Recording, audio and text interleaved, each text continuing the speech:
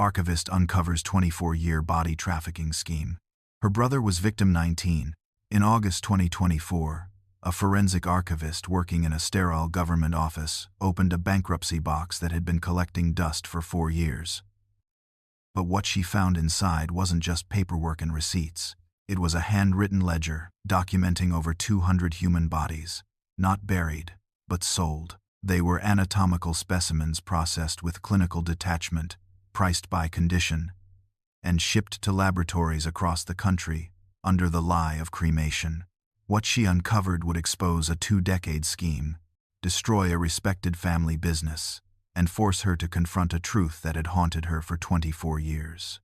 One of those specimens, tagged and sold for $8,000, was her own brother. Chloe Jensen had been a forensic archivist for the Georgia Bureau of Investigation Cold Case Division for 11 years when she made the discovery that would unravel everything.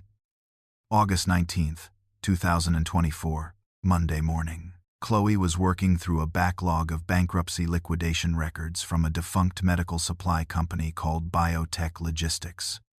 The company had gone under in 2020, and their storage unit contents had been transferred to state custody.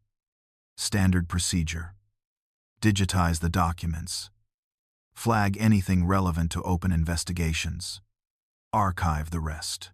She was 3 hours into the monotonous work when she pulled out a book that didn't belong.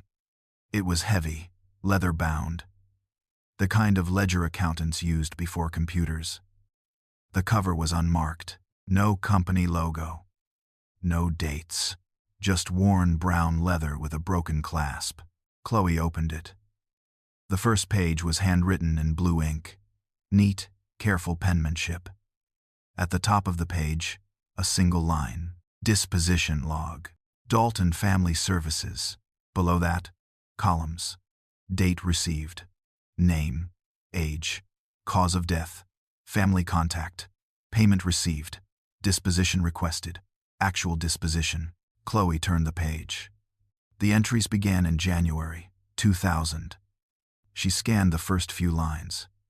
Each one followed the same pattern: a name, a date, a family who had paid for cremation, and in the final column, the truth: specimen 01. Preserved. Shipped to Regional Anatomy Supply, Marietta, GA. $4,200. Specimen 02. Preserved. Shipped to Biotech Logistics, Atlanta, GA. $5,800. Specimen 03. Preserved. Shipped to Southeast Medical Training Corp., Savannah, GA. $3,900. The list went on. Page after page. Hundreds of names. Hundreds of families who thought they had received their loved ones' ashes. Hundreds of bodies that had been sold instead. Chloe felt her hands go cold. This wasn't a normal business record. This was evidence of a systematic operation. Funeral fraud on a scale she'd never seen. She turned to the next page, then the next, her eyes moving faster now, scanning for patterns, for connections, for anything that would tell her how deep this went. Then she saw it. Halfway down page 12, entry 19. Her breath stopped. The name in the ledger was Ryan Peterson. Age 24. Date of death: the 14th of June 2000. Cause of death: motorcycle accident. Family contact: Chloe Peterson.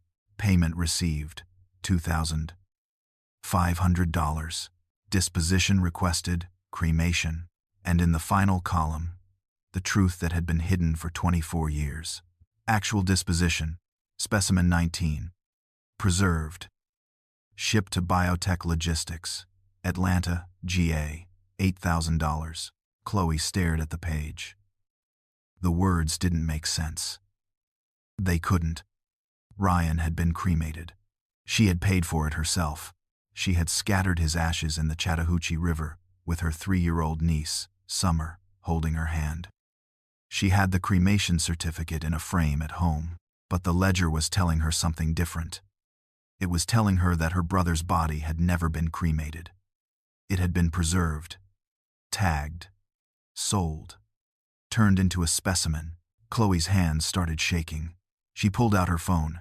She took a picture of the page. Then she flipped back to the beginning of the ledger. She took pictures of everything, every page, every name, every lie. When she finished, she closed the ledger and sat in silence. Around her, the archive room hummed with fluorescent lights and the low whir of the HVAC system. Everything looked the same as it had 10 minutes ago, but nothing was the same. Chloe stood up. She walked to the door of the archive room. She locked it from the inside.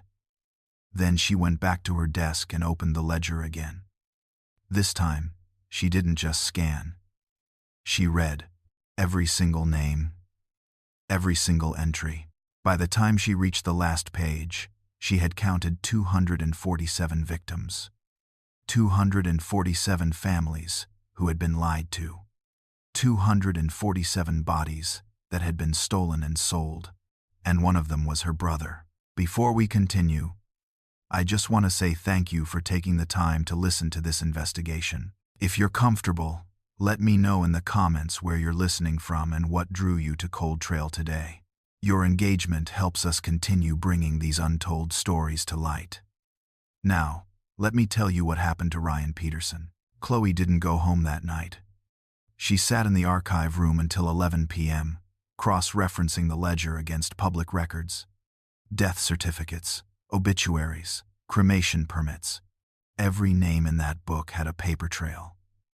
Every name had a family that believed their loved one had been properly laid to rest. She started with her brother, Ryan Peterson, the 14th of June 2000. She pulled his death certificate from the state database. It was legitimate. Motorcycle accident on Highway 85, just outside of Fayetteville. Pronounced dead at the scene. Body transported to Dalton Family Services for cremation. Then she pulled the cremation permit. It was signed by Frank Dalton, the funeral director. Dated the 16th of June 2000. 2 days after Ryan's death. The permit stated that the body had been cremated at 1,800 degrees Fahrenheit for 3 hours, and the ashes had been returned to the family in a sealed urn. Chloe had that urn. It was sitting in her niece Summer's apartment right now, on a shelf next to a photograph of Ryan holding his infant daughter. Summer visited it every year on the anniversary of his death. She brought flowers. She talked to him. She believed he was there, but he wasn't. According to the ledger, Ryan Peterson's body had been preserved with embalming chemicals, tagged as Specimen 19, and shipped to Biotech Logistics in Atlanta on the 18th of June 2000. 2 days after he was supposed to have been cremated. The company had paid $8,000 for the body. Chloe pulled up Biotech Logistics. The company had operated from 2000 to 2020, supplying anatomical specimens and medical training materials to universities, hospitals, and research facilities. They had gone bankrupt during the pandemic when their primary clients cut budgets and supply chains collapsed. Their assets had been liquidated, their storage units seized, their records transferred to the state, and now, those records were sitting in front of Chloe, including the ledger that proved they had been buying bodies from Dalton Family Services for 20 years. Chloe opened a new file on her computer. She titled it, Peterson, Ryan, Case Reopened. Then she started typing. Everything she had found, every detail, every name, every transaction. When she finished, the report was 23 pages long. At midnight, she saved the file. Then she picked up her phone and called Detective Alistair Miles. Miles was a 30-year veteran of the Georgia Bureau of Investigation. He worked major crimes, cold cases, and the occasional high-profile fraud. Chloe had worked with him on a dozen cases over the years. He was cynical, pragmatic, and brutally honest. If anyone would take this seriously, it would be him. The phone rang 4 times before he picked up. This better be good, Jensen. It's midnight. I found something, Chloe said. Her voice was steady, but her hands were still shaking. I need you to come in tomorrow, first thing, before anyone else gets here." There was a pause on the other end. Then Miles sighed. "What kind of something?" "A ledger," Chloe said. "It documents a body trafficking operation that ran for 20 years. Over 200 victims. Families were told their loved ones were cremated. They were actually sold to medical supply companies." Another pause. Longer this time. "Where did you find this?" "Bankruptcy records.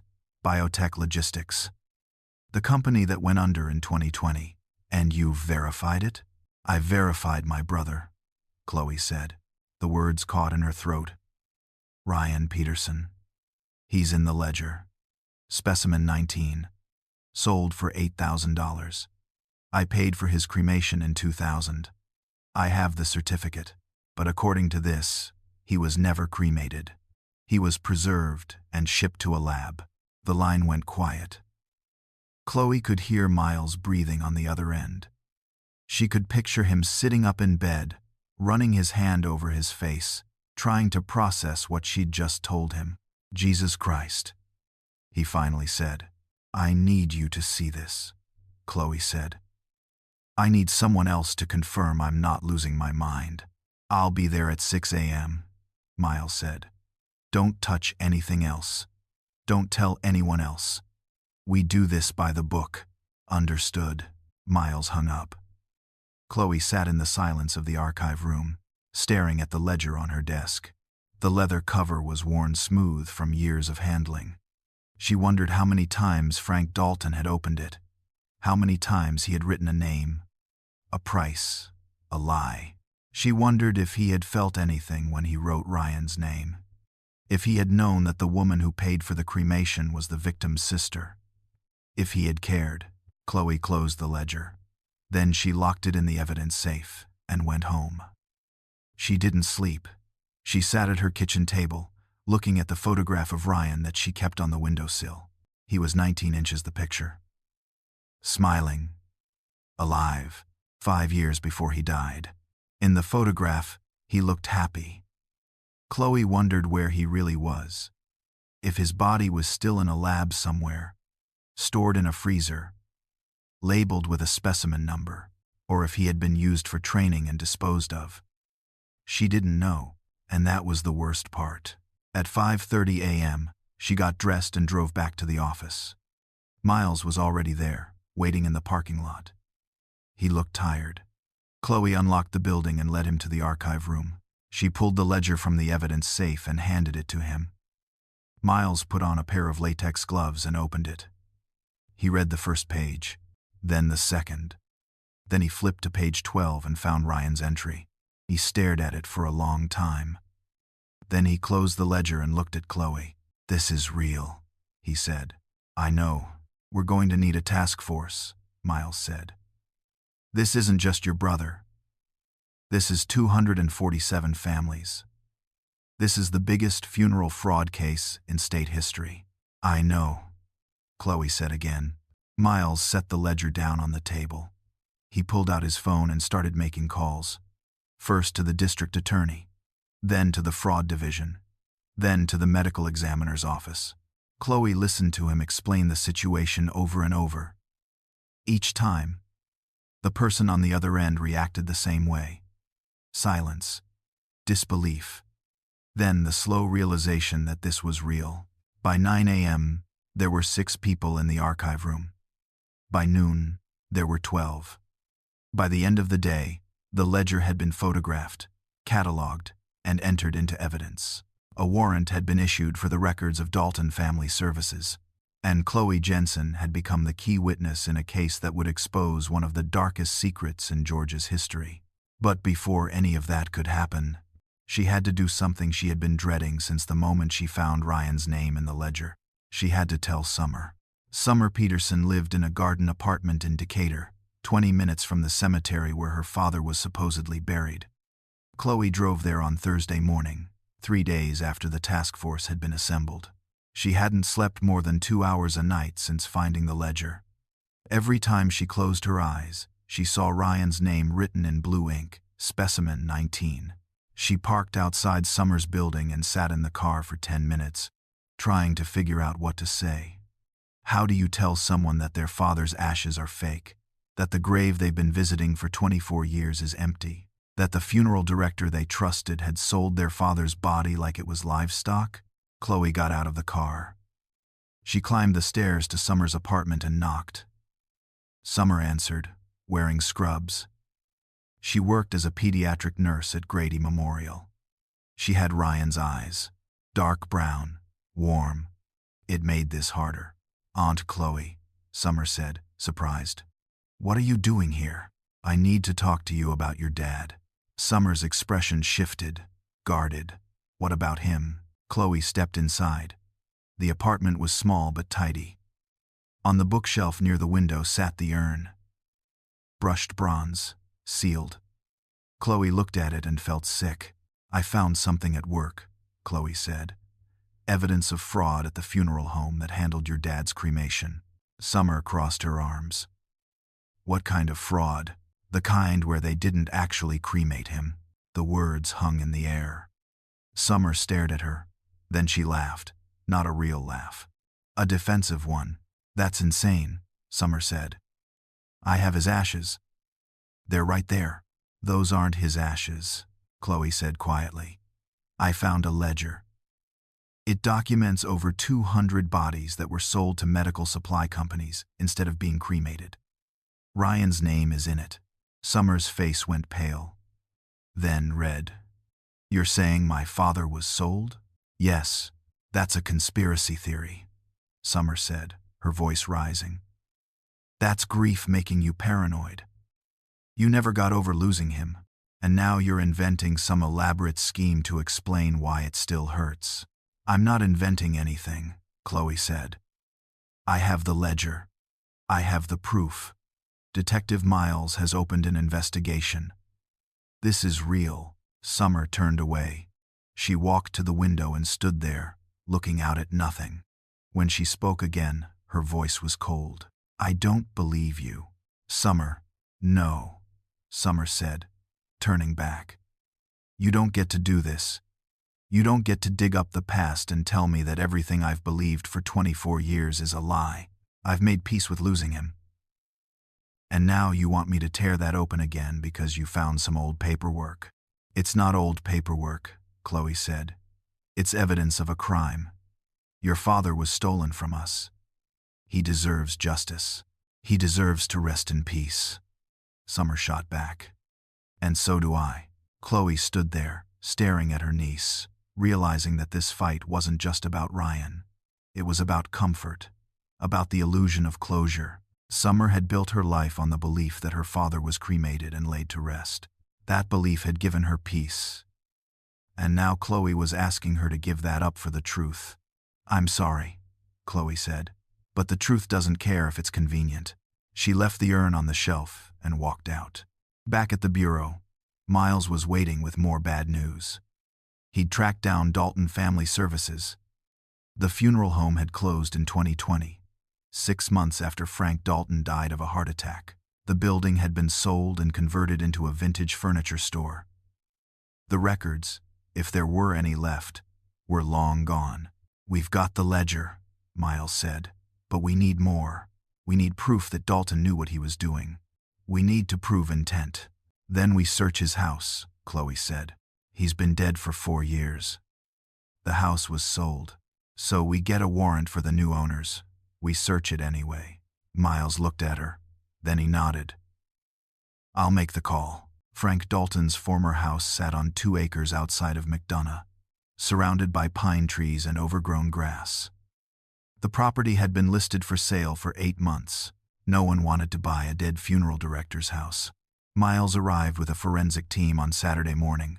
Chloe came with him, even though she wasn't officially part of the search. Miles had bent the rules to let her observe. She owed him for that. The house was empty. The floors were dusty. The walls had been stripped of furniture and photographs. It looked like any other abandoned property. But Miles's team moved through it methodically, checking closets, pulling up floorboards, tapping walls for hollow spaces. They found the safe in the study. It was hidden behind a built-in bookshelf that swung open on hinges. The safe was old, Heavy. Industrial grade. It took them 2 hours to crack it. Inside was $47,000 in cash. A stack of blank cremation certificates with the official state seal, and a single cassette tape, sealed in a plastic evidence bag. Someone had written on the bag in black marker, "My Truth." Miles pulled on gloves and lifted the tape out. He turned it over in his hands, studying it. "This was left here on purpose," he said. "Someone wanted it found." They brought the tape back to the bureau. Miles had to requisition a cassette player from the evidence warehouse. No one used tapes anymore. When they finally got it working, Miles hit play. The voice that came through the speakers was rough. Tired. A man at the end of his life. "My name is Frank Dalton. If you're listening to this, I'm dead. And you found the ledger." Chloe felt her stomach drop. The voice continued. "I started the operation in 2000. I didn't plan it. It just happened. A medical supply rep came to me with an offer. $10,000 for a fresh cadaver. No questions asked. I was behind on payments. The funeral home was failing. So I said yes." There was a long pause. Then Frank's voice came back, quieter. "It was supposed to be one time, but the money was too good. And the families never knew. They got their urns, they got their certificates. They believed their loved ones were at peace, and I kept the business running." Another pause. The tape hissed. "I stopped in 2020. Federal regulations changed. It got too risky. But I couldn't destroy the evidence. I couldn't sell the last 14. So I hid them in the old cooling unit behind the warehouse on Route 42. No one knows it's there. Except my daughter." The tape clicked off. Miles looked at Chloe. "We need to find Sarah Dalton." Sarah Dalton wasn't hard to find. She worked as a regional manager for Evergreen Memorial Services, one of the largest corporate cemetery chains in the Southeast. Her office was in a glass tower in Buckhead. Her LinkedIn profile showed a woman in her late 40s, with a professional smile and a bio that emphasized compassion, family values, and perpetual care planning. Miles called ahead. He didn't tell her why they were coming, just that it was official business regarding her father's estate. Sarah agreed to meet them Tuesday afternoon. Chloe sat across from her in a sterile conference room. Sarah looked polished. Expensive suit. Manicured nails. Nothing about her suggested she'd spent years trafficking human remains. That was the most unsettling part. She looked normal. Miles placed the ledger on the table between them. Then he set down the cassette tape. "Do you know what these are?" Miles asked. Sarah's eyes flicked to the ledger. Her expression didn't change, but her hands tensed in her lap. "I've never seen them before," she said. "That's interesting," Miles said. "Because your father's voice is on this tape. He recorded it before he died. He talks about the operation. He talks about the 14 bodies he couldn't sell. And he says you know where they are." Sarah's composure cracked. Just for a second. Then she rebuilt it. "My father was sick at the end," she said carefully. "He said a lot of things that weren't true." Chloe leaned forward. "He said you ran the operation for the last 5 years, that you were the one who processed the bodies after he got too sick to do it himself, that you shut it down in 2020 when the federal regulations changed." Sarah stared at her. Then she looked at Miles. "Am I under arrest?" "Not yet," Miles said. "But that depends on what you tell us in the next 5 minutes." The silence stretched. Sarah looked down at her hands. When she spoke again, her voice was hollow. "I didn't want to do it. But he was dying. The business was failing. He begged me to keep it going. Just until he passed. Just until we could sell the property and settle his debts." "So you did," Chloe said. "I processed 11 bodies in 5 years," Sarah said. "I followed his protocols. I forged the certificates. I shipped them to biotech. And when the regulations changed in 2020, I stopped. I shut everything down." "What about the final 14? Miles asked. Sarah's eyes filled with tears. "Real ones this time. I couldn't sell them. The buyers were gone. The regulations made it too risky, but I couldn't destroy them either. They were people, someone's father, someone's mother, so I left them in the cooling unit, the one behind the old warehouse on Route 42. I paid the electric bill every month to keep the power running. I told myself that one day, someone would find them and give them a proper burial. That day is today, Miles said. Sarah nodded slowly. Then she gave them the address. The cooling unit was exactly where Sarah said it would be. Behind an abandoned warehouse, hidden in a cluster of rusted shipping containers. It looked like a storage trailer, white, industrial. A thick power cable ran from a buried generator. Miles's recovery team arrived at dawn. Chloe stood beside him as they cut the padlock and pulled the door open. Cold air rushed out. The temperature inside was 38 degrees. The bodies were stored on metal shelves. 14 of them, each one wrapped in plastic, tagged with a number, preserved with clinical precision. The smell was chemical, formaldehyde, embalming fluid, death made sterile. The medical examiner's team worked methodically. They photographed each body. They documented the tags. Then they began the process of identification. Chloe stood outside, unable to go in. Not yet. It took 3 hours before they found him. Specimen 19, Ryan Peterson. The ME called Chloe over. She walked into the trailer. Her hands were shaking. The body on the table was wrapped in clear plastic. Through it, she could see his face. Preserved, frozen, not decayed, but not alive, just a shell. "Is this your brother?" the ME asked gently. Chloe stared at the face. It looked like Ryan, but it wasn't him. Not really. This was what was left after 24 years of lies. "Yes," she whispered. "That's him." The ME nodded and zipped the body bag closed. Chloe walked outside and sat on the ground.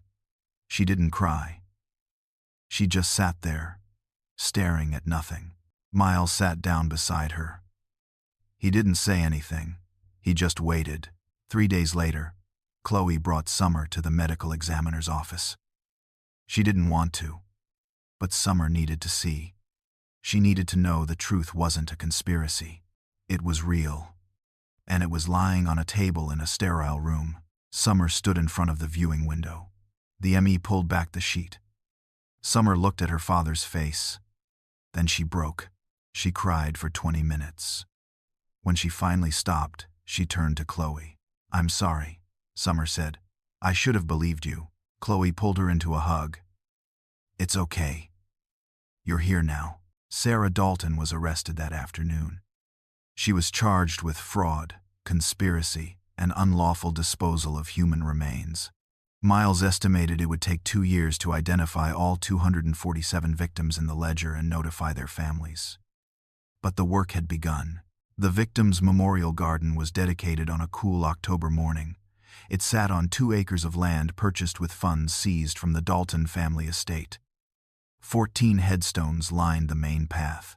Each one bore a name, a date, and a simple phrase: "Finally home."